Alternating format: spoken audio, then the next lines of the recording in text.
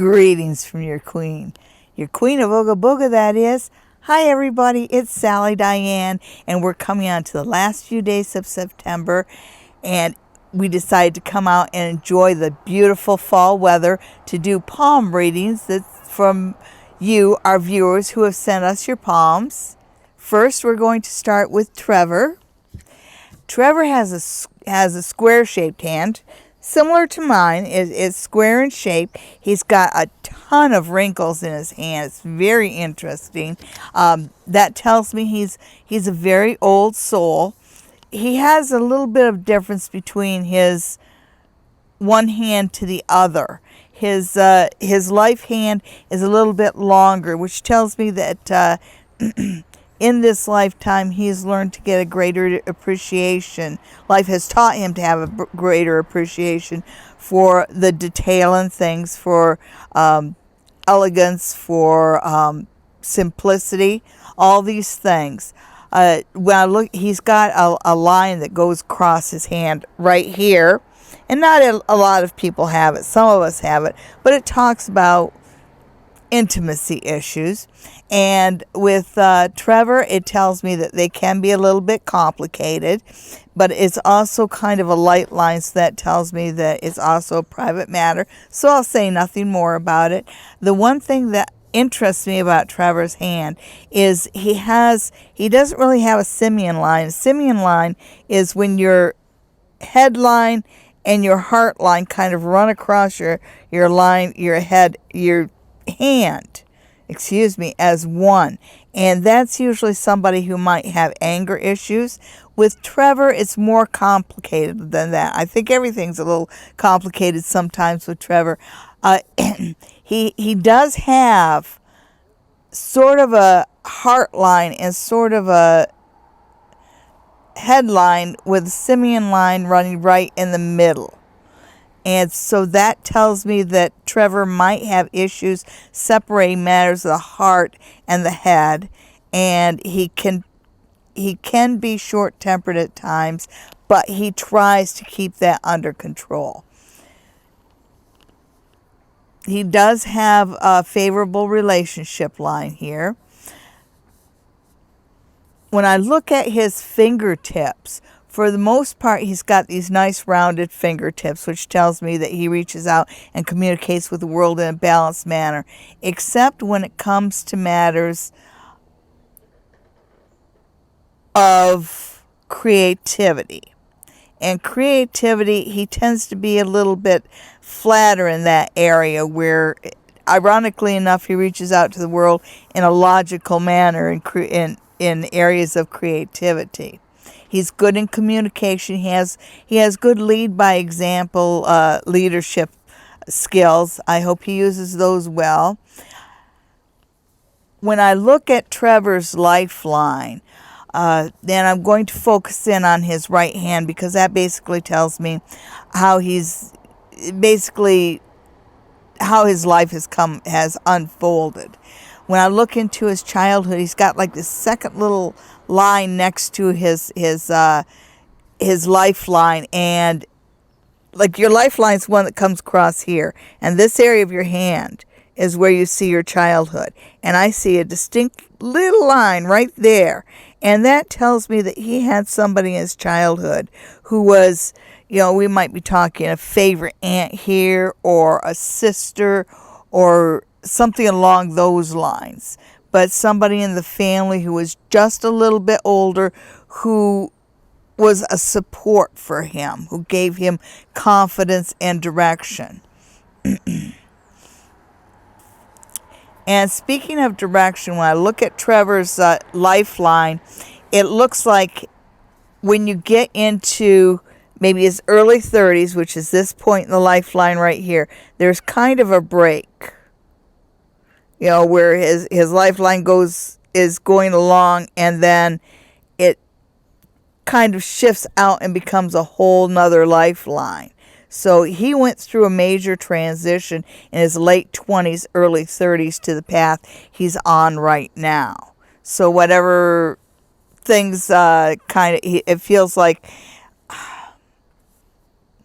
the phrase pushed off the path comes to mind. So he may have been pushed out of one situation at that point in his life to be able to embrace his true life path.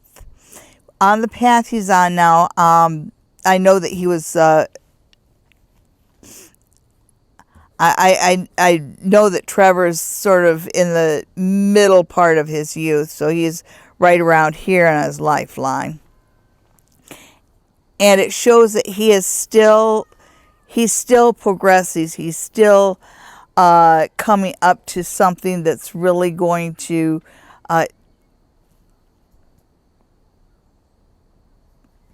connect him to his legacy, if you will. He's got this little short fate line, and a fate line is one that runs right in the middle of your hand. And his is just like little short, and he connects to it right around his 50s. So that's going to be a time when whatever life is leading to, that's when he's going to realize his maximum success. Not to say he's not going to have success before that, but that's when the maximum success comes in.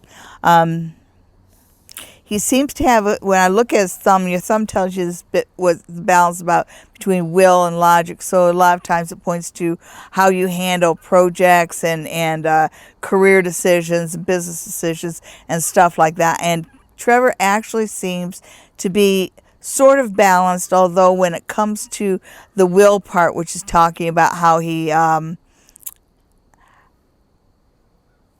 he engages his plans, how he puts them into action. It's kind of like once he plans something out, he's anxious to get it going. So he can be a little bit impatient when it comes to the actual doing process. I worry about him in shortcuts.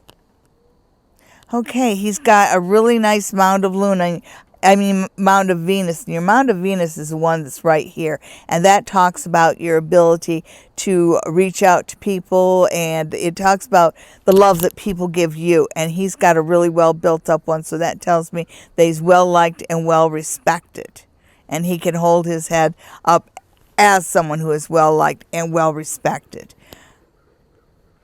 And finally, with Trevor, I do see one big travel line here. He's got a big journey that he hasn't taken yet. I think he might have a trip. It feels like to another continent. I want to say Europe, but I think it's South America. Anyhow, thank you for sending in your poems, Trevor. Hope to see you on Psychic Sundays Live this Sunday. And now, Sonia. And Sonia is a creative person. She's an old soul. When I look into her childhood, there's sort of a difference between what she was born to and what she's done with it, even in childhood. Sonia has always been trying to forge her own path. When I look at the environment she was raised in, she was raised in a strict environment, and she's kind of a free soul. When I look at how it could have been a much more explosive situation, but it feels like Sonia took control of the situation and of her own life and of her own destiny at a young age. And when I say young age, we're talking about that part of her life right there, which is right around 18, 19. She somehow, when she left home as a teenager, she somehow did it in such a way to ensure that the door was shut permanently but not slammed. I like the color that I see on Sonia's lifeline. It's deep, and it's her lifeline has good color. That tells me that she's able to enjoy the gifts and the blessings that life puts in front of us. And gratitude is one of the most important components of happiness. So Sonia, even though sometimes she comes off as being a bit nervous, she is essentially a happy person, which is good. That's good for your health, it's good for your relationships, and it's good for your longevity. And you do have some longevity. Your lifeline goes down like this. And right in your I'd say your late 50s, early 60s, which is right around this where this curve is. Your lifeline kind of doubles up. So that tells me that's a point in life where your life becomes complicated. It happens, right? And it feels almost like you're trying to keep your feet on two paths at the same time. When you follow that line down, you'll notice it right when you get to the heel of your hand. Your life just kind of makes this abrupt turn like this. And for most of us, it just goes around smoothly. For you, it's busy, and then all of a sudden, I'm retired. So when you retire, it's kind of abrupt. And I'd say I'd put that right around average age between 65 and 75, right around there. You're way too young to be thinking about that now. And that part of life, your lifeline still has some good color. It's fairly straight. It's not shredded. So that tells me that you've got good mobility and you've got good thought processes, that your brain is working well for that period of life. So even though old age always brings a little bit of slowing, you should have a good one. Anyway, when I look at your hand, I can tell that you've got some depth built up on your mound of Luna, and you've improved that in your lifetime. So whether it's by learning how to meditate, learning how to read cards, or just learning how to freaking pay attention to, say, your dreams or your intuitions, you've done things in this lifeline that have strengthened your intuition. That's good on you. So you have more than you would have had you stayed on the path you were born to. I see two relationship lines here. One's in your youth, and you don't see it too much. Your relationship lines are the ones that run right here. And it's hard to see your own relationship lines. But you have a thin one that's right close to your heart line. And I think that's an early, maybe a foible of youth or whatever. But then there's one that has good depth, good length, and I suspect that you're already in that relationship, even though I don't see a wedding ring necessarily, but I really feel like there's a relationship around you.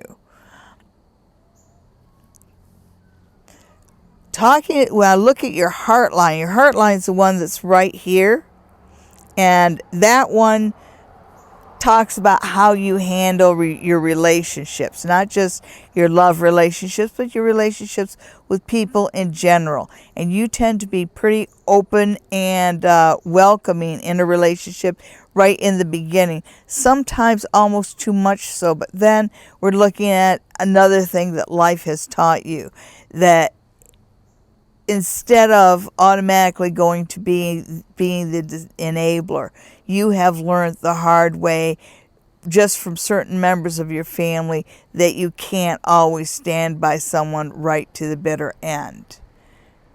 And that's it's a difficult decision to make. It's a difficult change to make, but it's a good one on you, Sonia. You have really, really, really good communication skills. You've kind of put them as communication in the service of others. So whoever whoever you are helping with communications, you're a big help.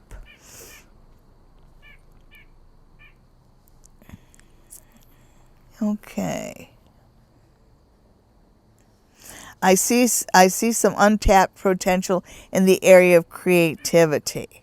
And it might be nice to pick up some of your hobbies that maybe you've put aside, whether it's knitting or embroidery or drawing or photography, whatever it is that kind of feeds that creative part of you. It's a little hungry right now.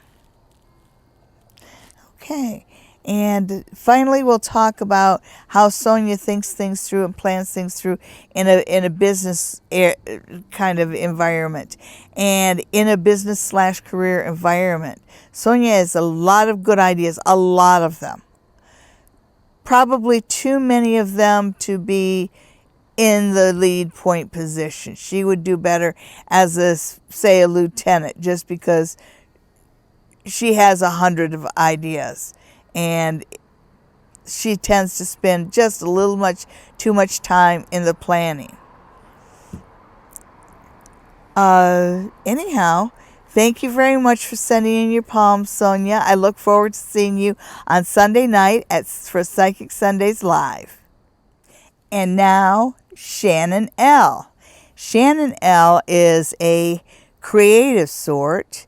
She's got a lot of psychic ability, and her Mound of Luna right here is pretty well built up. And just the way it's built up, it seems to be built up really strong in one area.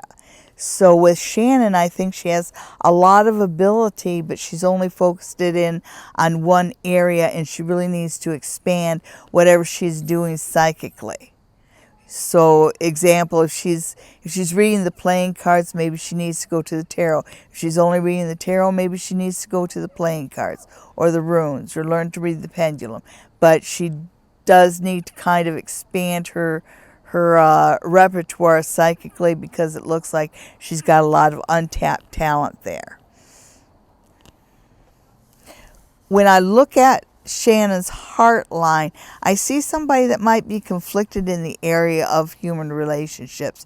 She feels like somebody who cares very, very, very deeply, but somebody who has been hurt by those closest to her at a very young age. So life has taught her the hard way. You can't necessarily trust the people that you should be able to trust. It has made her very independent at a very young age. At a very young age, I see Shannon basically making her own direction. There's a sort of this total separation from what she was taught in her childhood to what she embraced as an adult. And speaking of somebody who embraced things as an adult, Shannon reads as somebody who became a grown-up way too young. I'm pretty sure I'm looking at somebody who was probably working and paying at least some of her bills by the age of 18.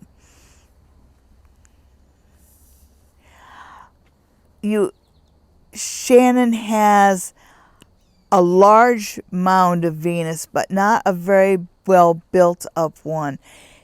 It tells me that Shannon is well liked, but has trouble accepting the friendship and compliments and things like that from other people. You can relax. People like you more than you think they do, Shannon. When I follow your lifeline, it looks like the older you get, I suspect that you're probably somewhere in the 30s. You're probably right around here on your lifeline. But it feels like the older you get, the more smoothly your life becomes. It just keeps getting better and better as you go along. You are going to have a little bit of trouble with the change of life thing, but not nearly as much as some of your friends. The change of life is going to be fairly easy on you. One of the first things that came through to me about your hand was the way you reach out to the world, because you reach out to the world in a very broad way. It's almost like you're an introvert who's trying to be an extrovert. You reach out to the world in a broad way, but you also you might be a little short. And I don't mean like short, angry, but in what you say. Not like you just say yes, no, yes, but you could talk a little bit more. Yeah, that's why I could say you could talk a little bit more. You're also underestimated as far as your leadership ability. You do have good leadership ability. You do have good planning skills, and I really think that you should be put in a managerial position. And as soon as life offers you an opportunity to start your own business, you should do just that. Yeah, if you're going to take extra classes, take accounting classes. Accounting and bookkeeping, so you know how to do your own accounting when you run your own business. And thank you very much for sending in your hands, Shannon. It was lovely reading them. So that wraps up another palm reading with Sally Diane. Thank you, everyone who has tuned in, and especially thank you to those who have sent me pictures of your palms. I'd like to read your palms as well. Just send me pictures of your left hand and your right hand. Make sure your hands are relaxed and I get to see your thumb, your fingers, and the heel of your hand. Send those pictures to the Queen of Ooga Booga at gmail.com, and we'll include you on the next episode of Palm Reading. Also, if you're watching, remember to subscribe and tell all your friends about us. Also, tune in every Sunday night at 9 p.m. for Psychic Sundays Live with your Queen, Sally Diane, and her producer when we tell stories, take your questions, and look at the week to come in Canada. Thank you very much. Have a great week.